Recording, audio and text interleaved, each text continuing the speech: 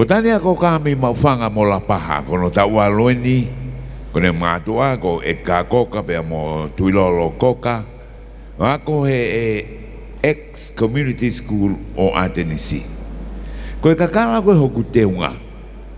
o kutui he ngatu uri me ngowe hiapo e kwai tangata ko pauri talia uri me mo api uta ko ye lapaha na e muspe no whakapaa pe opo e ku family ko o tolu aki ko helo pilo levu o tua tolu mo fa ko whakadusia o tui fia me nus fai fio mo whakamata moana ko e awa o kakala e ku whangawhae ko ku no o ku whaka ingo aki a ngā hi kakala hingoa o e paki mo e toi. Ko ku kawa, ko e hei lala nai tori me patapata o lapaha mo e maire me api ko aho whakasiu me mawhanga. Ko ku pure o tongo, huku fia me whanga ko tapu kalanga. Ko ku tekteki ko e kakala tapu o whanua motu ko fa o ne lua mo mau api o ne lua mo hei lala ho mau api uta ko puna ko ku vesa mo ko tonga hoku te ngā na e tui he whangawha e me he api ko whi loa ki misi me la paha ko langda o lunga ko mai moa kun salote ko hala ko papa mo taltari mai moa Tania Koka. Whikatolu ini o e Tauolunga Junior ai ko Tania Koka. Whamalo ia pe foke a Egg Minister pe mo e potunga o e takmamata pe mo whalau e wa Honorable Semi Sika pe ki he lelei finance na wa ko e tongani pe mo nu sila na wanga lelei whapaanga ko ia mana tongon whapaanga malawa ke whamafola to ka tonga masani o no ta fitu ki tau inasia i tongani pe he foke a tek mo tolu mo mea mai pe me ngai tapa ke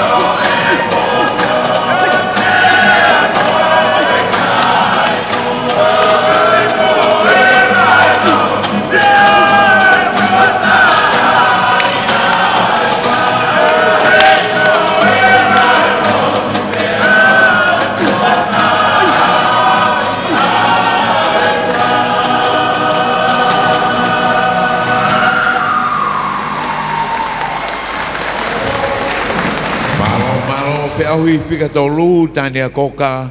me mawhanga mo la paha. Te mai ai hoko, ai koe hoko mai koe i heni,